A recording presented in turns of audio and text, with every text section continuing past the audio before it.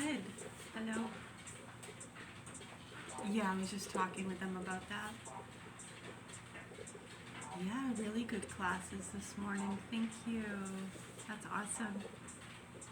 Yeah, again, so they were talking about those different ones. You had a few that looked up the specific case we mentioned with the little girl that got kicked. How horrible, huh? We were just bringing attention to how some of those things happening in the public spaces, what's happening behind closed doors with some children, especially the ones who can't talk. It's absolutely horrible. Very disturbing. And the abuser here who has our children back in 2012, remember they told us they weren't going to raise sissy children? Because we don't believe in spanking our children.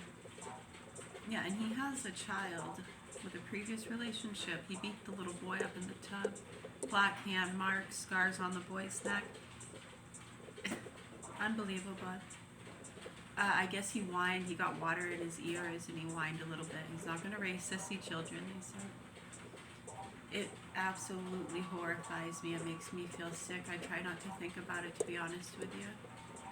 So mine were vaccine injured in 2013, my two youngest, who's in the custody of these sick abusers. So when you look at the history of these punks and different things, his mother's very sick too, mentally ill person. It horrifies me knowing my children are in the custody of these people and how the people in the systems around here are justifying that and different things. It makes you sick, some of the things they say and believe. Yeah, it really does.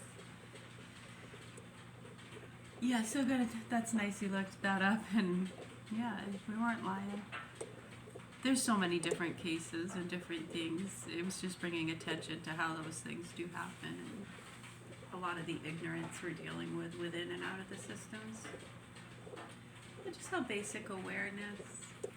I keep my hands to myself. We all live and learn, don't we? It can be difficult when you're around a lot of greedy, ignorant, selfish, addicted pigs. And there's nothing wrong with that. You have a right to be a greedy, addicted, selfish pig. It's your right. It's fine. As long as you're not hurting anybody, right? Even then, I guess it's okay in some cases.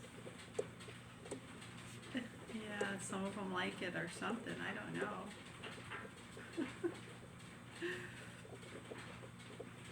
Right, so we're just concerned mostly about innocent young children and toddlers, like we've been talking about for years.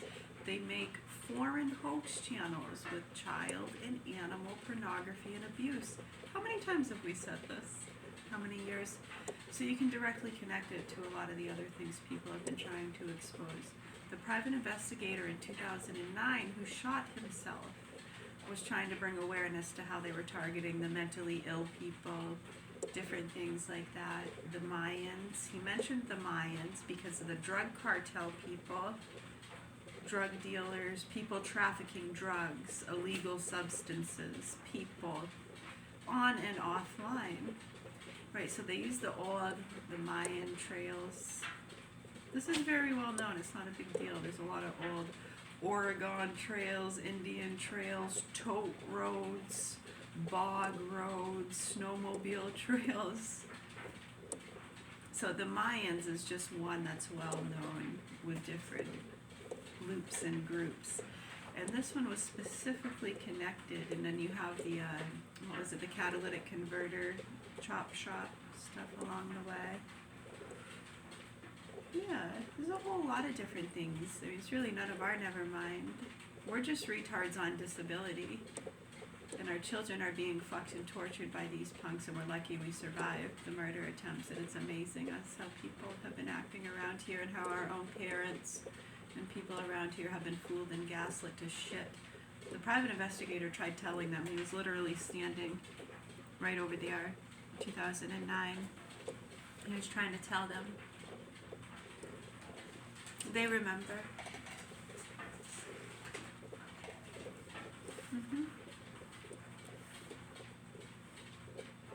Page 255. We're going to do some reading. Yeah, it's difficult, and we can talk about those things all day long, and it's just frustrating. Don't want to make ourselves sick over it. We just wind up angry and yelling.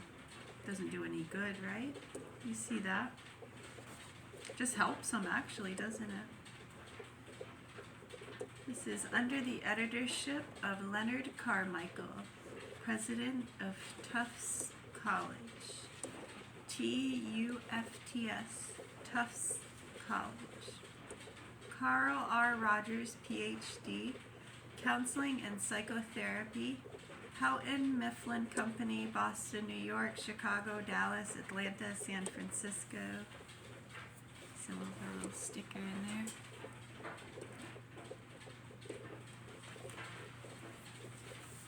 Page 255. It is probable that this degree of self-understanding is most satisfactorily gained through adequate supervision while in training. Satisfactorily gained through adequate supervision while in training. As the counselor in training deals with cases himself, he becomes much more aware of his own blind spots, his own emotional needs, and the way in which he has satisfied these. The supervisor has a rare opportunity to assist the individual to gain insight into himself in this training process. Not frequently, this may involve a counseling relationship between student and supervisor if the counselor in training comes to feel the need of such assistance. Psychological knowledge. Finally, the therapist can scarcely accept to do satisfactory work without a thorough basis of knowledge of human behavior and of its physical, social, and psychological determinants. It might seem more logical to put this qualification first, but the experience of every clinic would bear out the viewpoint that a full knowledge of psychiatric and psychological information with a brilliant intellect capable of applying this knowledge is of itself no guarantee of therapeutic skill. The essential qualifications of the psychotherapist lie primarily, as we have pointed out, in the realm of attitudes, emotion, and insight, rather than in the realm of intellectual equipment.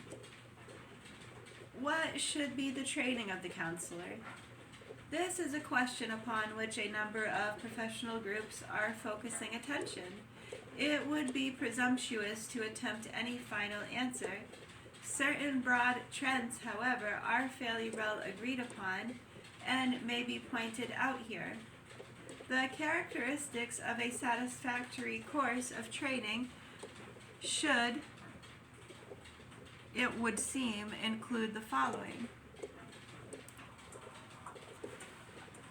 An adequate program of selection which will choose for training has counselors, those individuals who are interested in service in the field of human relationships and who have the personal qualifications already outlined. Basic work which leads to a fundamental understanding of human relationships. Courses in sociology, social psychology, and anthropology.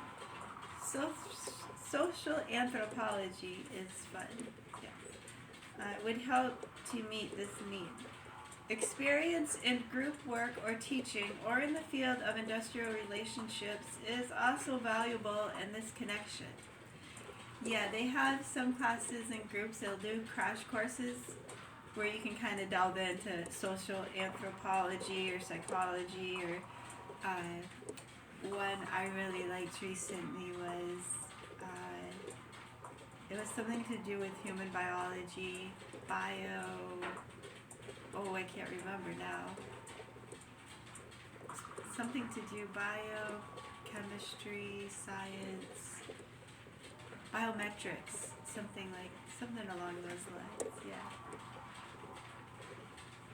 Basic courses leading to an understanding of the psychological development and adjustment of the individual. A considerable portion of the training period should be devoted to such work. Courses in the biological development of the individual are of some importance here, but special emphasis should be given to work in genetic and developmental psychology, child, adolescent, and adult psychology.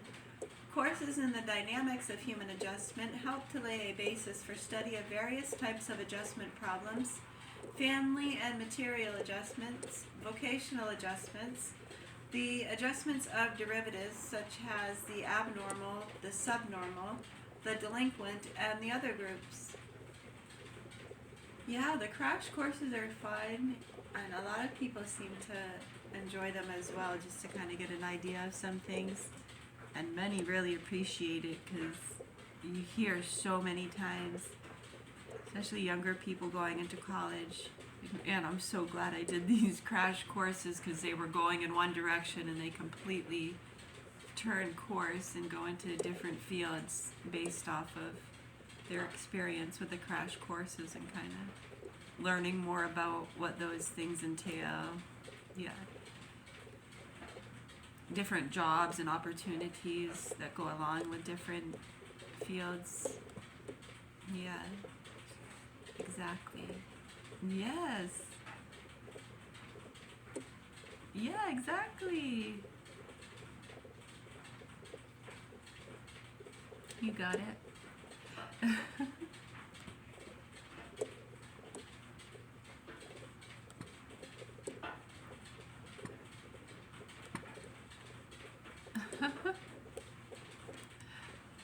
Yes. Exactly, exactly, exactly. Exactamundo. Yes, la cucaracha.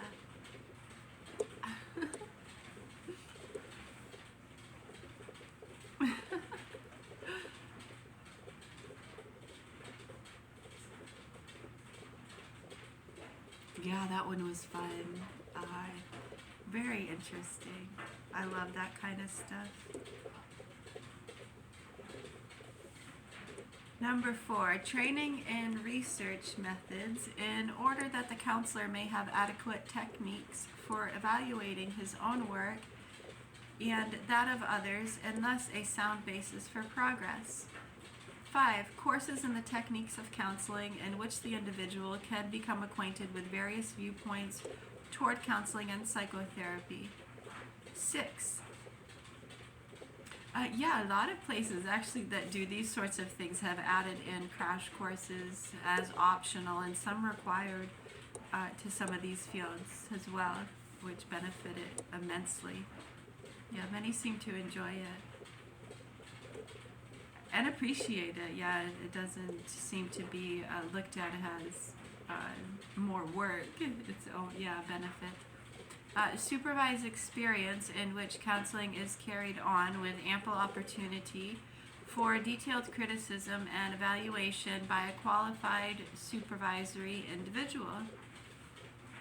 If one asks where such training is available, the answer is that it is only partially available in most institutions which provide professional training.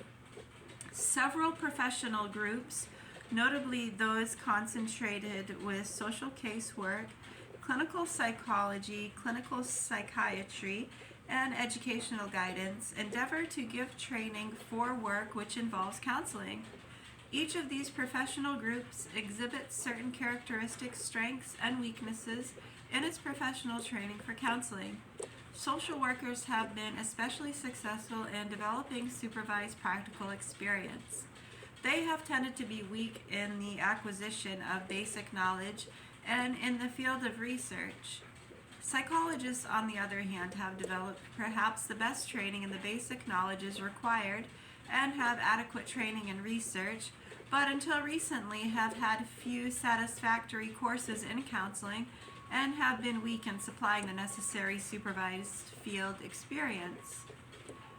From the point of view of future development, it may be significant that the psychologist is more free to concentrate his training solely upon the psychological problems of the individual than are the members of the other professions mentioned. The social worker must devote a large part of her training to problems of relief administration, legal aspects of social welfare, and the like. The psychiatrist devotes the great bulk of his preparatory years to the organic problems of the individual. The worker in the field of educational guidance must devote much time to gaining an understanding of educational administration. The clinical psychologist alone is free to devote the bulk of his training to gaining understanding of the psychological development and adjustments of the individual. The psychiatrist's training has been notoriously weak in any basic training in the psychological development of the normal individual, and he has been handicapped by the fact that his training concentrates to such an extent upon the organic problems of the individual that insufficient time is given to the psychological aspects. Psychiatric training has, however, been rightly noted for the extent of practical experience, which is given in internships, and its best giving the young psychiatrist, well supervised training, and at its worst permitting him to develop a rule of thumb approach to psychotherapy, which has little to commend it. In the field of educational guidance, there has been much attention given to environmental methods and bringing about adjustment, but relatively little to the counseling approach, in spite of the large numbers of counselors employed in educational institutions. The above generalizations do not, of course, apply in all cases. They are intended merely to show what every thoughtful worker in the field recognizes, that no one avenue of professional training can be said to offer the ideal preparation for counseling maladjusted individuals. What is needed and what may one day be achieved is a new type of professional training in the adjustment problems of human beings and the professional skills which are helpful in meeting those problems. And then it goes on to the case of Herbert Braden.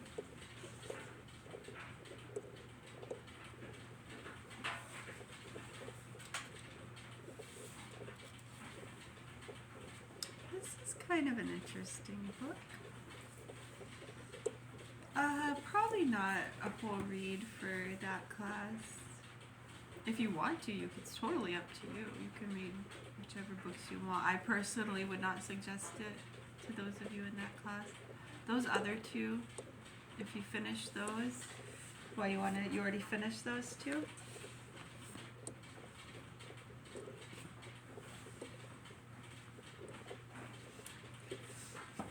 Yeah, how about Van on Being Human is a good one. This one, if you want two more, these two are really good. I don't think you've read these two, no? Communism Today, Belief and Practice. Yeah, those are good ones. These are good. I really like this one. This one's interesting. The Communism Today, Belief and Practice. It's actually a very interesting book. Capitalism must and will collapse, Lenin said, but collapse and revolution need not occur first in the most advanced nations. When the capitalistic system comes to the end of its life, having evolved to the final point, it will crack first at its weakest link, perhaps in a backward country such as Russia. From this beachhead, the revolution will quickly spread throughout the world. I saw the word beachhead lately.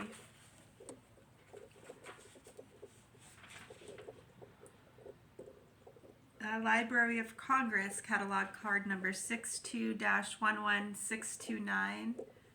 This was 1962, the Missionary Society of St. Paul the Apostle in the state of New York. By Victor Furkis, Associate Professor of Political Science, St. Mary's College of California. Yes, and Van on Being Human. Okay, a quick random one from there. Page 74, 73. For him, it is a question ultimately of original sin. I think we just had this one the other day, yeah? He believes that fallen human nature is in fact biased towards the material away from the spiritual. To achieve balance, he has to lean somewhat to the other side, and in the degree in which that bias makes itself apparent in him, so must his asceticism be stronger and more urgent. Herein lies one of the keys to the conduct of the saints. The mightier a force, the greater the need of control. You do not take sticks and straws to dam a Niagara. The great saints are great human personalities, outstanding as men and women for their immense vitality and their genius, who, if they had not been saints, would still have been driven by an inner elan to some high achievement, to a position head and shoulders above their contemporaries. With a St. Paul or a St. Catherine of Siena, one is conscious of a mighty power that calls for strong guidance and intense control. The asceticism of such saints was perhaps imperative to direct the force of their human personalities. There are, of course, thousands of uncatalogued saints whose personalities were less vehement and whose sanctity was in consequence less spectacular. They are the homely, consoling saints who are never canonized, but who make sweet the lives of those who come in contact with them.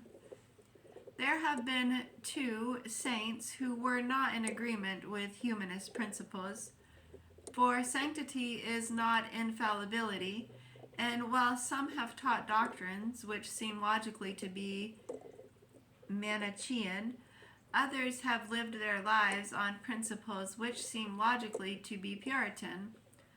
But to return to the principle which lies at the root of all true Christian asceticism, it is the attitude of mind which is the formal constitutive of humanism. And in point of fact, we live in an inhumanist age, an age which lacks reverence for creatures and created beauty. It is very possible due in some measure to the fact that the religious vows are unknown or ignored. One of the quickest ways to learn the value of the human body is to make a vow of chastity, to appreciate the world, a vow of poverty. Liberty is nowhere so esteemed as in the cloister. There is indeed, that on the crossword, cloister, cloister. There is indeed an analogical sense in which the spirit of the vows must be expected of every Christian, and a realization of the fact would be to the glorifying of all that humanism stands for. M. Ramad has remarked that St. Thomas was content to remain in his monastery, caring nothing apparently for nature and the wealth of beauty which is the world's, while significantly Descartes was always voyaging. Proverbially nowadays, there is a type of tourist who is always voyaging. Asceticism, then, is part, and a necessary part, of the general scheme of completion. It seeks to bring out the best by avoiding overdevelopment of the part at the expense of the whole. The virtues tend to make man habitually what is best in him. The final perfection of the virtuous life is that capacity for knowing by a sort of institution, by a sort of intuition, a connaturality of St. Thomas's phrase, was what is right, for it is a question, in the last analysis, of vision. The wisdom, which is the gift of the Holy Ghost, is the power to see with God's eyes. When a man has attained to that, he is very near the purity and the perfection of paradise. The wisdom which is the gift of the Holy Ghost is the power to see with God's eyes. The wisdom which is the gift of the Holy Ghost is the power to see with God's eyes. When a man has attained that, he is very near the purity of the perfection of paradise.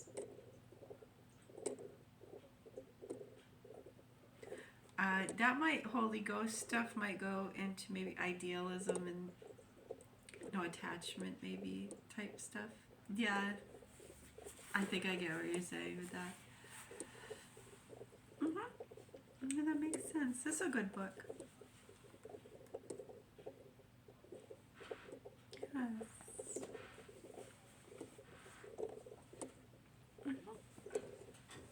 Yes, yes. All right.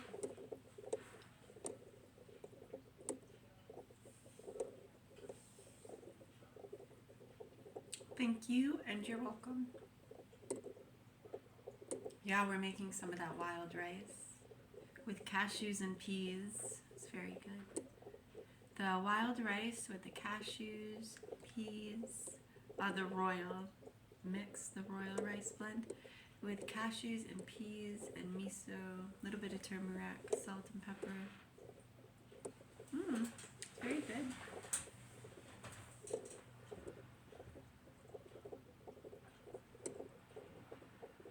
Yes, those little crock pots. Have you seen those little crock pots? They're about 2 quarts. They're perfect. They're awesome to make a little lentil or rice soup or something.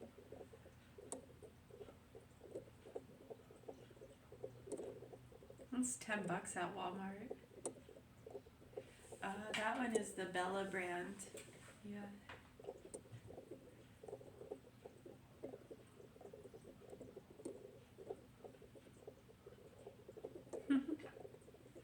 Ooh, that sounds good. You did? You made one? It fit 4 dumplings. You put chicken and dumplings in yours. That's funny. I used to love chicken and dumplings. My mom used to make really good chicken and dumplings. And she put them in the oven at the end and broil the top. So it'd be nice and crispy on the top. Or like biscuit dumplings. Yeah, they're good. Yes.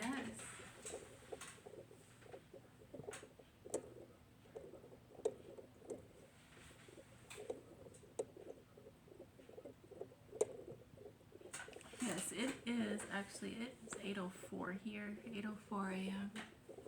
No, it stopped snowing. I had to file my nails. At least do kind of a manicure. Yeah, I could use some buffering. For sure.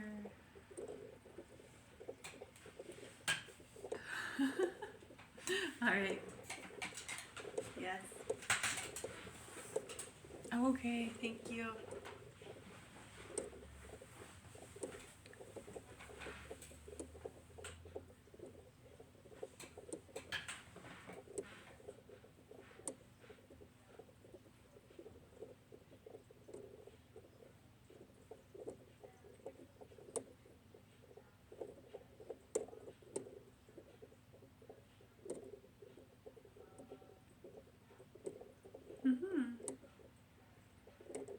Good, good.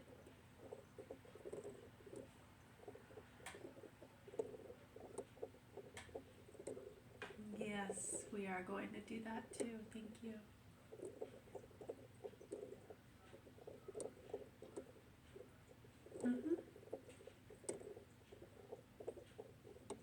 That's one of the other things too. Hopefully, a lot of the people within and out of the systems, it's been horrible.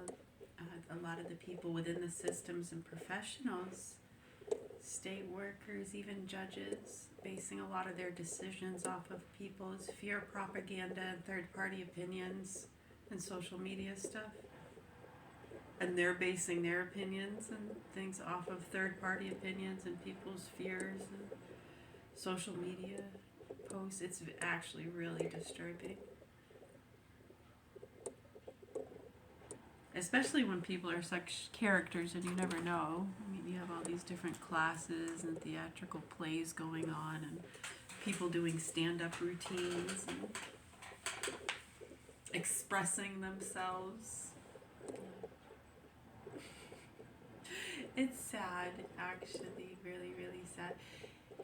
It's expected. I think what's disturbing is when people are using it in some of these specific cases and communities where there's some really horrible stuff going on. Yeah, and it's just aiding and abetting some really bad stuff. Those are the ones we're concerned about. And kids will be kids. Adults will act like children and be greedy, nasty, horrible pigs. Yep, have at it. When children are getting abused and fucked and tortured and they're so neurologically damaged that they can't speak up for themselves, we're going to speak up. And if when we get too loud at the ignorance and then they start trying to put people away for being disruptive because they're being loud and bothersome for speaking about the truth and it's bothering people, that they're speaking such horrible things about good people. Yeah, and it's upsetting other good, hardworking people. So when we're getting to that point of stupidity, yeah, what makes you want to fucking puke? I think some people have. I'm pretty sure some people have killed themselves over it. So it's not a joke. I'm not sure. Yeah, I mean, we try not to. I know, right?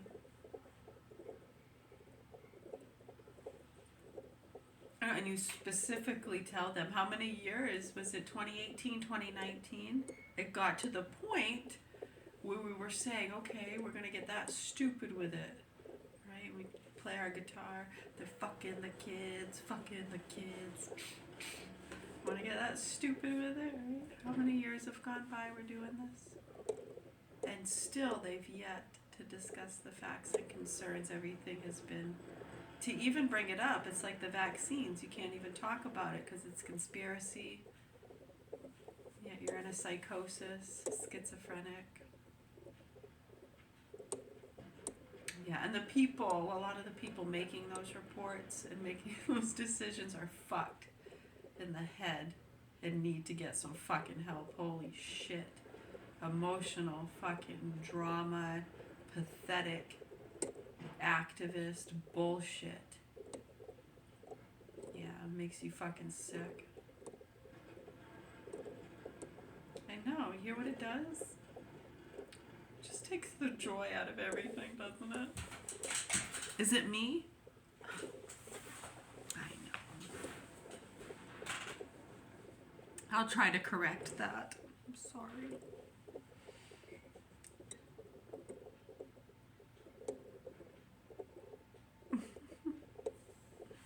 All right, we'll be here. Thank you. Yes. Oh, yeah.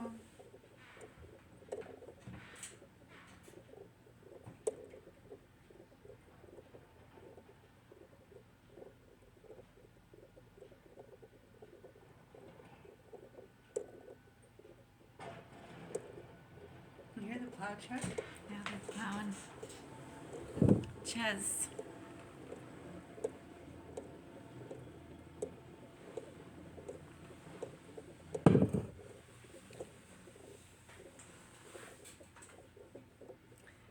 Hoping and praying.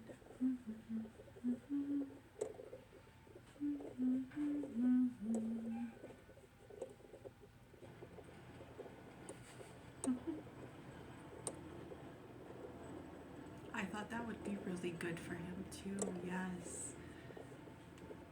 I thought so, because he loves doing that kind of stuff. He would really enjoy it. I think it'd be a great asset and good energy for that kind of stuff.